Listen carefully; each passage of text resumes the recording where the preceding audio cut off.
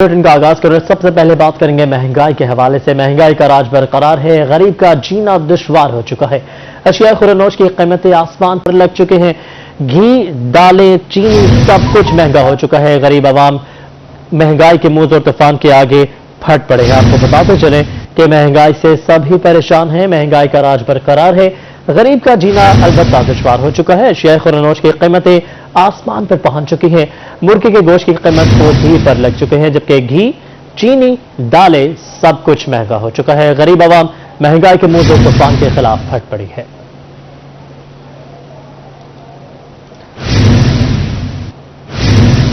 महंगाई ने गरीब आवाम का जीना मुहाल कर दिया। घी और दालों की कीमतें आसमान से बातें करने लगी हैं।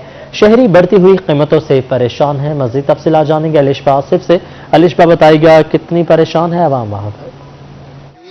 जी बिल्कुल, महंगाई ने बेसिक खाने पीने की जो चीज़ें हैं वो भी आसमान पर पहुंचा दी हैं। घी 320, चीनी 104 रुपए किलो। और अगर दालों की बात की जाए तो पहले अगर कुछ नहीं मिलता था तो गरीब आदमी दालें लेके बना लेता था, तो मुख्तलिफ दालों की कीमतें जो हैं वो भी बढ़ गई हैं। दाल चना 140, दाल मसूर 180 रुपए किलो मार्केट में फरोख्त हो रहे हैं। यहाँ पे कुछ में साथ लोग हैं जो दालों, चीनी और घी की बढ़ती हुई कीमतों से परेशान है। भाई क्या कहना चाहेंगे आप?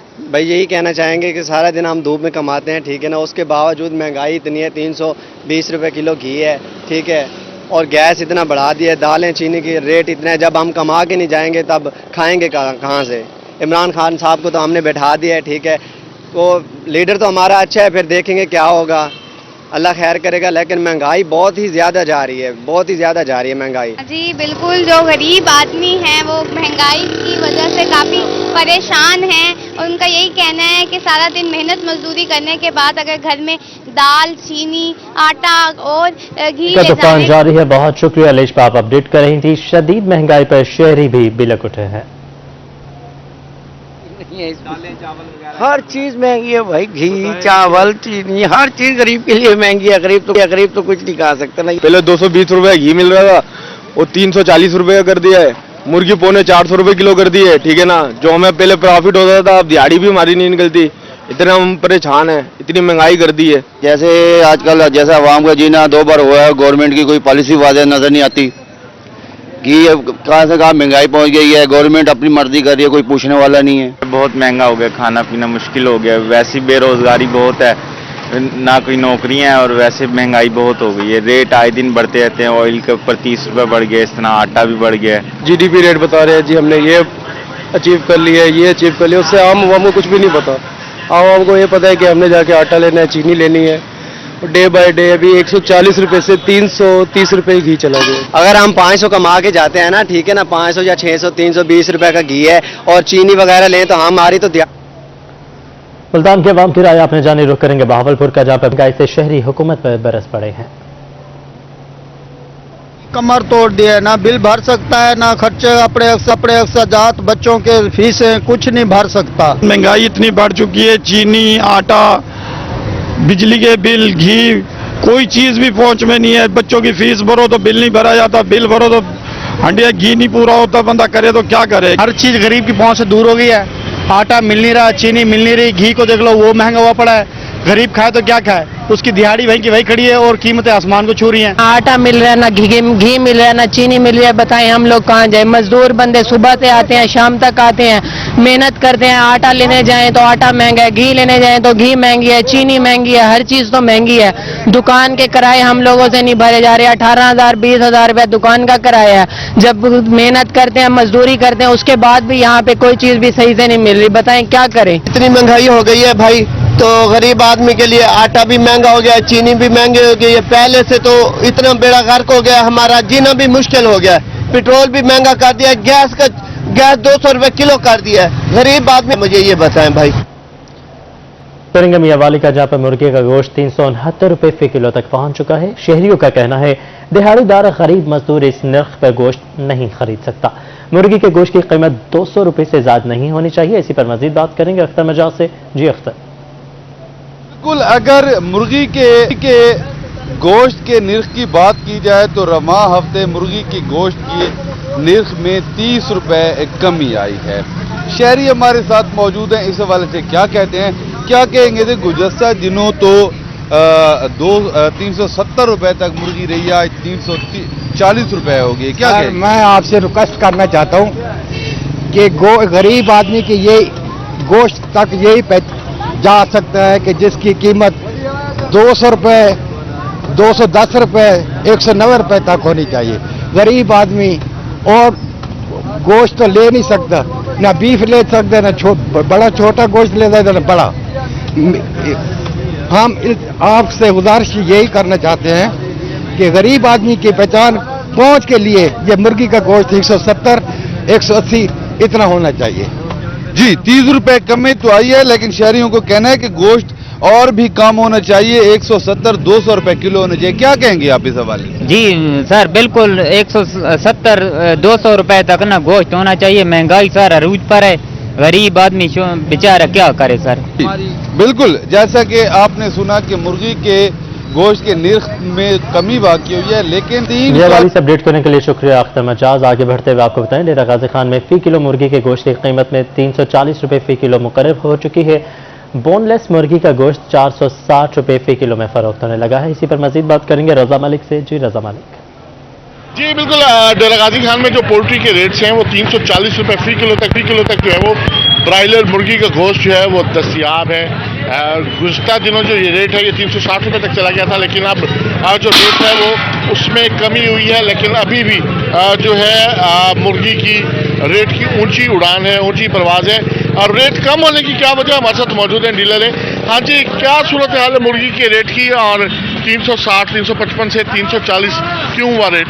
ये वजह ये है, यहाँ पर पहाड़ वाली साइड पे रास्ता बंद है, पहाड़ जो बंद हुआ है इसलिए मुर्गी का रेट मुनासिब हो गया है, वरना मुर्गी आसमानों को हाथ लगा रही थी। तो जी बिल्कुल जो है वो रेट जो है वो कंट्रोल होना चाहिए। बयान सूबाई शाहराह जो है वो बंद होने की वजह से जो मुर्गी का रेट है डेरा गाजी खान में जो है वो 340 रुपये फी किलो तक है। ये गुज़श्ता दिनों ये रेट 360, 355 रुपये किलो तक पहुंच गया था और इसमें मुसलसल जो है वो बढ़ोतरी देखने में आ रही थी। लेकिन आप बयान सूबाई शाहराह आपने अपडेट किया। रहीम या खान में भी मुर्गी आवाम के पहुंच से दूर हो चुकी है। मुर्गी का गोश्त 340 रुपये फी किलो में फरोख्त होने लगा है। मजीद बात करेंगे ब्यूरो चीफ आसिम सदीक से। जी आसिम। मुर्गी का गोश्त सस्ता होने का नाम ही नहीं ले रहा। गुज़श्ता रोज 354 रुपए फी किलो इसकी कीमत है और आज 339 रुपए 15 रुपए सस्ता हुआ, मगर अभी भी इसका हिस्सा जो है वो 300 से जायद का ही है, 350 रुपए के करीब ही है। मुर्गी सस्ती नहीं, गरीब आवाम जो होती है वो सबसे ज्यादा मुर्गी का गोश्त इस्तेमाल करती है, क्योंकि बकरा और बड़े गोश्त का बहुत महंगा होता है। आप गोश्त समझते हैं सस्ता है? नहीं, गोश्त बहुत महंगा हो गया है और गरीब लोग नहीं खा सकते। इस तरह ही के बड़े का गोश्त भी 500, 550 जा रहा है, बकरे का 1000 से ऊपर है, मुर्गी 200, 250 थी, अब 300, 350, 400 तक जा रही है। ये भी गरीब लोगों का खाना मुश्किल हो गया, महंगाई बहुत आसमानों पे चली गई है, कारोबार के हालात बिल्कुल ख़त्म हो गए हैं। ये महंगाई क्या है, ऊपर चली गई है, कारोबार नहीं है। गरीब जो अफराद हैं, जो एक जुम्मे के रोज अमूमी तौर पर घरों में गोश्त पकता था, मुर्गी का गोश्त लेके जाया जाता था। रहीम या खान की सूरत हाल भी नहीं है। बहुत शुक्रिया आसिम, आपने अपडेट किया। खबर यह है कि बरतानिया ने फाइजर, एस्ट्राजेनेका और मॉडर्ना वैक्सीन लगवाने वाले पाकिस्तानियों पर सेल्फ आइसोलेशन की पाबंदी खत्म कर दी है। नई बरतानवी सफरी पॉलिसी का इतलाक 11 अक्टूबर से होगा। अहम डेवलपमेंट है जो आप तक पहुंचाएंगे। बरतानिया ने फाइजर, एस्ट्राजेनेका और मॉडर्ना वैक्सीन लगवाने वाले पाकिस्तानियों पर सेल्फ आइसोलेशन की पाबंदी खत्म कर दी है। नई बरतानवी सफरी पॉलिसी का इतलाक 11 अक्टूबर से होगा। इससे पहले इन वैक्सीन के बाद भी लोगों को वहां पर पहुंचकर सेल्फ आइसोलेट होना पड़ता था। 11 रोज के बाद वो अपनी जो मसरूफियात है उसको शुरू कर सकते थे, लेकिन अब ये नई सफरी पॉलिसी सामने आई है। बरतानिया ने फाइजर, एस्ट्राजेनेका और मॉडर्ना वैक्सीन लगवाने वाले पाकिस्तानियों पर सेल्फ आइसोलेशन की पाबंदी खत्म कर दी है और ये नई पॉलिसी का इतलाक 11 अक्टूबर से होगा।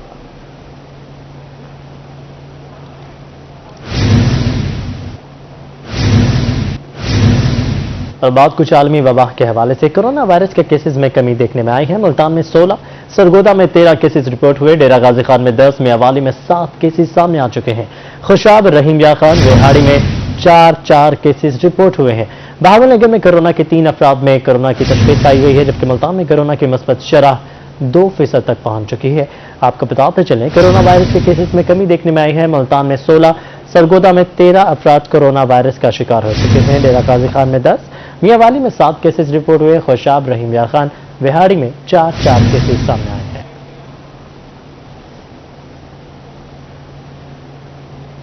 कोरोना के बाद बात करेंगे गैस्ट्रो केसेस के हवाले से। गैस्ट्रो में इजाफे का सिलसिला जारी है। 24 घंटों के दौरान गैस्ट्रो के 237 मरीज रिपोर्ट हुए हैं। निश्तर अस्पताल में गैस्ट्रो के 69 मरीज लाए गए हैं। चिल्ड्रन कॉम्प्लेक्स में गैस्ट्रो के 89 मरीज लाए गए। डिस्ट्रिक्ट अस्पताल में 42 और टाउन अस्पतालों में गैस्ट्रो के 37 मरीज शिकार हुए हैं। अपडेट करते चले आपको मुल्तान से, जहां पर गैस्ट्रो में इजाफे का सिलसिला जारी है। 24 घंटों की बात की जाए तो गैस्ट्रो के 237 मरीज सामने आ चुके हैं। निश्तर अस्पताल में गैस्ट्रो के सबसे ज्यादा 69 मरीज लाए गए हैं। मेपको मुलाजमीन के लिए अच्छी खबर सामने आई है। मेपको बोर्ड ऑफ डायरेक्टर्स का 176वां इजलास हुआ। मेपको बोर्ड ऑफ डायरेक्टर्स ने मुलाजमीन की तनख्वाहों में 10% इजाफे की मंजूरी दे दी है। मजीद तफसीलात जानेंगे गौहर रहमान से। जी गौहर, बताइएगा इस हवाले से। जी बिल्कुल, जनूबी पंजाब भर के मेपको मुलाजमीन के लिए अच्छी खबर यह है, मेपको अथॉरिटी की जानिब से मेपको के जो मुलाजमीन है जनूबी पंजाब भर के, उनकी तनख्वाहों में 10% इजाफे का ऐलान कर दिया गया है। खास तौर पर जो नोटिफिकेशन जारी किया गया है मेपको अथॉरिटी की जानिब से, उसमें जो मेपको के पेंशनर्स हैं उनकी पेंशन्स में भी 10% इजाफा किया गया है। मेपको बोर्ड ऑफ डायरेक्टर का 176वां इजलास हुआ था। जिस इजलास में जो एजेंडा था उसमें यह भी शामिल किया गया था कि मुलाजमीन की तनख्वाहों में इजाफा किया जाए या ना किया जाए। खास तौर पर जो बोर्ड ऑफ डायरेक्टर के इजलास में जो ऐलान हुआ था उसमें यही फैसला किया गया था। हतमी तौर पर मंजूरी भी दी गई थी कि तमाम जो मुलाजमीन हैं उनकी तनख्वाहें और पेंशन में 10% इजाफा किया जाएगा। उसके ऊपर अब बाज़ाब्ता तौर पर मेपको अथॉरिटी की जानिब से नोटिफिकेशन जारी कर दिया गया है। बजट था माली साल 2021 और 22 का, उसमें भी बाज़ाब्ता तौर पर जो सरकारी मुलाजमीन हैं उनकी तनख्वाहों में 10% इजाफे की मंजूरी दी गई थी। लेकिन ये जो इजाफे के हवाले से नोटिफिकेशन था वो मेपको अथॉरिटी में ताखीर का शिकार था, क्योंकि बोर्ड ऑफ डायरेक्टर की जानिब से बाज़ाब्ता तौर पर अथॉरिटी होने के बाद जो मंजूरी है वो दी जानी थी।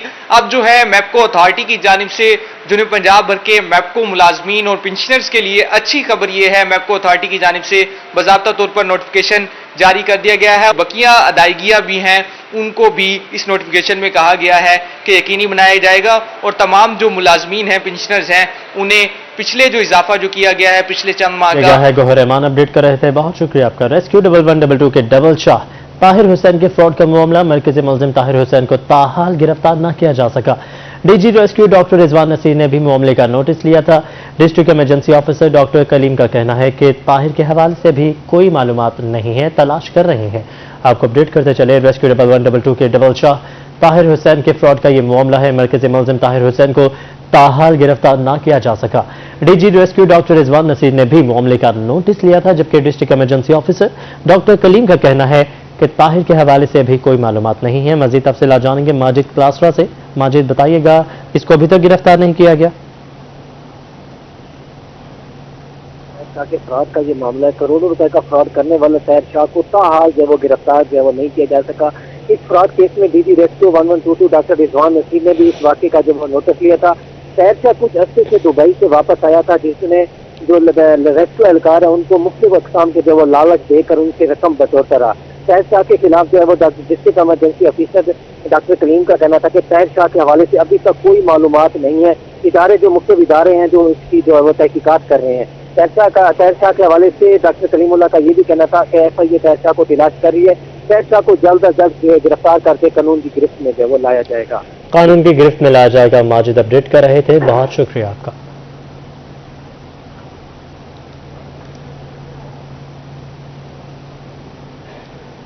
उधर मियांवाली में कुंदिया रेलवे पुलिस का कबाड़ खाने पर छापा। लाखों रुपए मालियत की रेलवे की 44 पटरियां ट्रक से बरामद की गई हैं।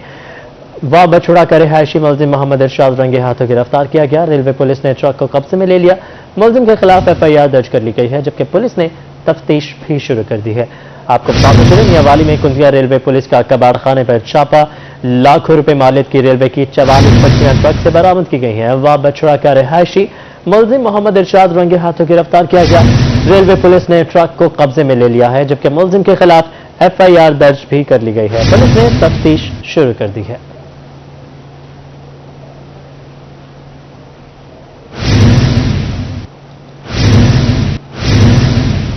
अब आगे बढ़ते हुए आपको बताएं, तब्दीली सरकार के पढ़ो पंजाब बढ़ो पंजाब के दावों की कलई खुल गई। जिला इंतजामिया के मुजरिमाना गफलत के बाद सरकारी स्कूल पर मुकामी अफराद काबिज हो गए। गवर्नमेंट गर्ल्स प्राइमरी स्कूल मौजाबाटी की इमारत में काबिजीन ने रिहाइश इख्तियार करके सहन में जानवर बांध लिए हैं। मजीद तफसीलात जाने के अपने नुमाइंदे बशीर काजमी से। बशीर, बताइएगा क्या मामला है ये? बिल्कुल, वैसे तो पंजाब हुकूमत की जानिब से तालीम की सहूलियात की फराहमी के हवाले से बुलंदो बाला दावे किए जाते हैं, लेकिन हकायक इसके बरअक्स हैं।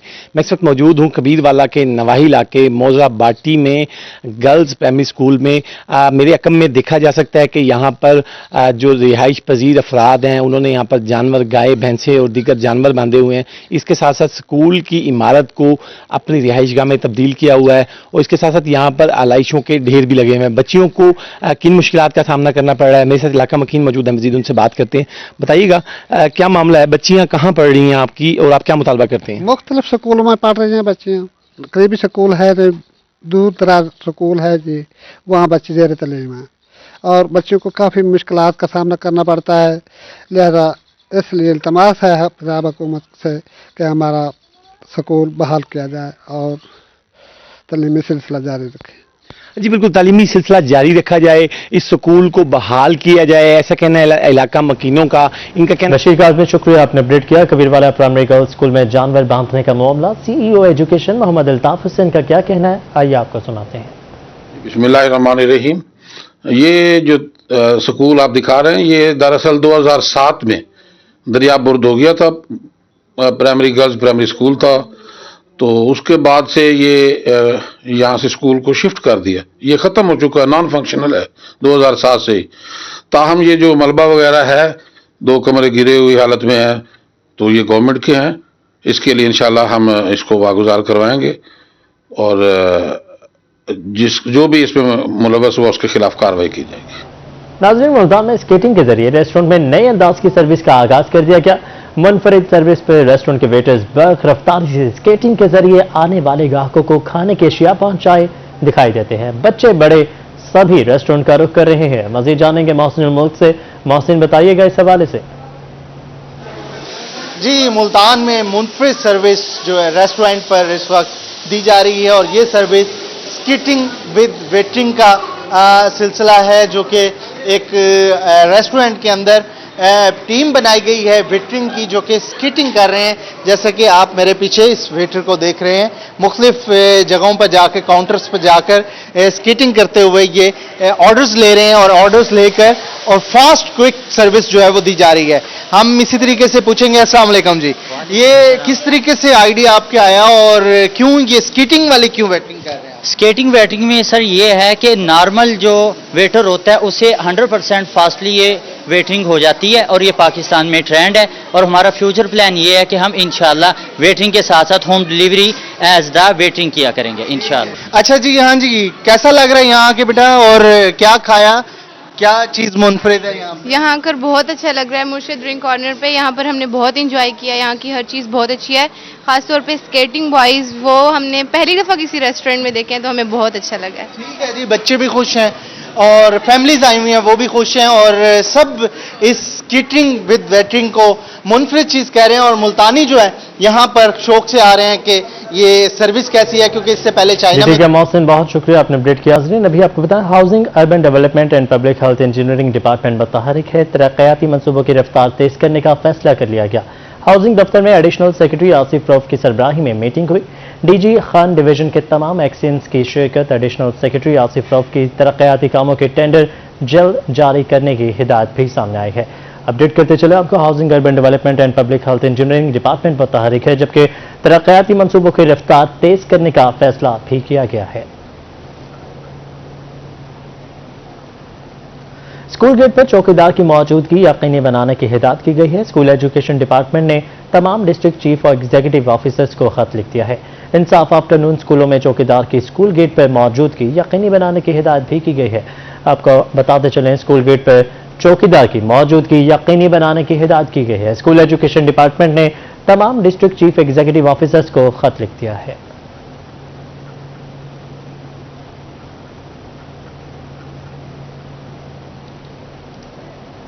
रुक करेंगे DG खान का, जहां पर कमिश्नर DG खान डिवीजन सारा असलम का कहना है कि चारों इजलास के दाखिली और खारजी मकामात पर दरूद पाक और शान रहमतुल्लिल आलमीन के हवाले से इबारात आवेजा की जाएंगी।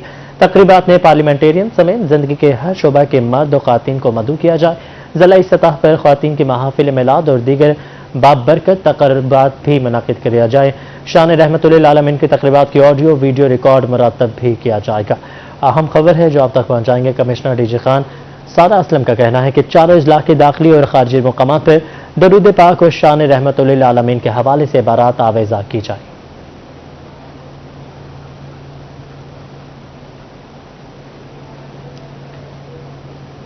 डेरा गाजी खान डिवीजन में शान रहमतुल्लिल आलमीन की 12 रोजा तकरीबात का आगाज कर दिया गया है। बाबरकत महीने का आगाज नमाज फजर के बाद खसूसी दवाओं से हुआ।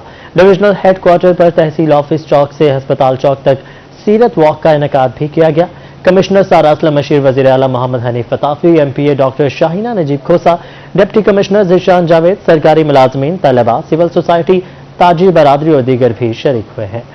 आपको बताते चलें डेरा गाजी खान डिवीजन में शान रहमतुल्लिल आलमीन की 12 रोजा तकरीबात का आगाज कर दिया गया है। बाबरकत महीने का आगाज नमाज फजर के बाद खसूसी दुआओं से हुआ।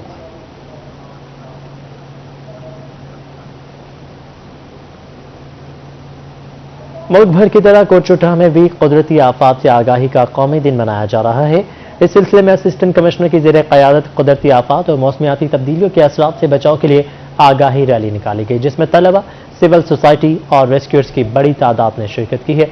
इसी पर मजीद बात करेंगे राना मोहम्मद सलीम ने हमें ज्वाइन किया। सलीम, बताइएगा इस वाक़े के हवाले से। जी बिल्कुल, कुदरती आफात के कौमी दिन के सिलसिले में आज यहाँ तहसील कोटचुटा में भी असिस्टेंट कमिश्नर कोटचुटा असद अली बुध की ज़ेर क़यादत रैली का इनेकाद किया गया है। असिस्टेंट कमिश्नर असद अली बुध हमारे साथ मौजूद हैं। जी सर, 8 अक्टूबर कौमी आफात का दिन मनाया जा रहा है, क्या कहेंगे? बिस्मिल्लाहिर्रहमानिर्रहीम। आज की इस रैली को मुनक्किद करने का मकसद आवाम में हमारी कुदरती आफात से रिलेटेड जो आगाही है उसको फैलाना है। और 8 अक्टूबर को जो ज़लज़ला पूरे पाकिस्तान में, आज़ाद कश्मीर में और पंजाब में आया था, उनकी जो अवेयरनेस, उस बारे में भी हमने ये अवेयरनेस शऊर उजागर करने के बारे में ये रैली मुनक्किद की। इसका मकसद दूसरा ये था कि आवाम में कुदरती आफात से बचाव के बारे में भी शऊर उजागर किया जाए कि जैसे हमारा मुल्क वो कुदरती आफात से नबर्द आजमा है, तो इस सिलसिले में रेस्क्यू 1112 और डिज़ास्टर मैनेजमेंट अथॉरिटी जो है वो अच्छे इक़दाम कर रही हैं। मेरी आवाम से गुजारिश है कि कुदरती आफात से बचने के लिए और क्लाइमेट चेंज से जो है ना नबर्द आजमा होने के लिए वज़ीर आज़म के क्लीनर ग्रीन विजन के तहत पौधे भी लगाएं। और इस सिलसिले में तहसील इंतज़ामिया यूनियन कौंसिल लेवल के प्रोग्राम में शऊर उजागर करने के लिए मुख्तलिफ वर्कशॉप्स का भी इनेकाद कर रही है। जी बिल्कुल, रैली असिस्टेंट कमिश्नर ऑफिस से यहाँ अड्डा कोटचुटा पर पहुंची है, जहाँ जिसमें रैली में तमाम मकातब अपडेट किया। अब बात कुछ मौसम के हवाले से। शहरी ओलिया और गिरदनवाह में मौसम आज भी खुश्क रहेगा। पारा 36 डिग्री सेंटीग्रेड को छू सकता है। ठंडी हवाएं चलने से मौसम खुशगवार हो जाएगा। महकमा मौसमियात के मुताबिक आज बारिश का कोई इम्कान नहीं है।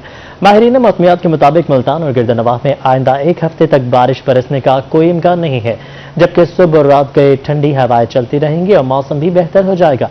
ऐसे में आज ज्यादा से ज्यादा दर्जा हरारत 36 डिग्री सेंटीग्रेड तक पहुंचने का इम्कान है, जबकि कम से कम 26 डिग्री सेंटीग्रेड रिकॉर्ड किया गया।